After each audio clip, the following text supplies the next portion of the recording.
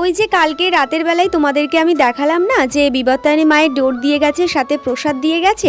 তো কালকে রাতে আর বাঁধিনি, তো ভাবলাম পরের দিন সকালবেলাতেই স্নান টান করে বেঁধে নেব।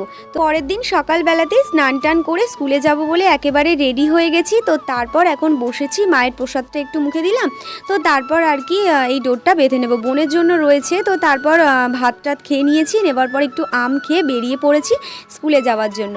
আর বলো না, স্কুলে এসে ঢুকেছি আর তার 2 থেকে 3 মিনিট পর শুরু হয়েছে এই প্রচণ্ড পরিমাণে বৃষ্টি। তো যাই হোক, একটু আগে আগে চলে এসেছি, নইলে পরে রাস্তাতে ভিজেই যেতে হতো। আমার বাড়ি থেকে স্কুলটা তেমন একটা বেশি দূরে না। স্কুল থেকে বাড়ি ফিরে ফ্রেশ হয়ে বসে পড়েছি খাওয়া দাওয়া করতে। খাওয়া দাওয়া করে ভাবছি একটু রেস্ট নেব, তো তারপর একটু বিকেলবেলাতে বাগানের দিকে যাব। এই যে বাগানের দিকে যাচ্ছিলাম না, তখনই দেখলাম পুকুরে দুটো বারকি বিড়াল ঘুরঘুর করছে।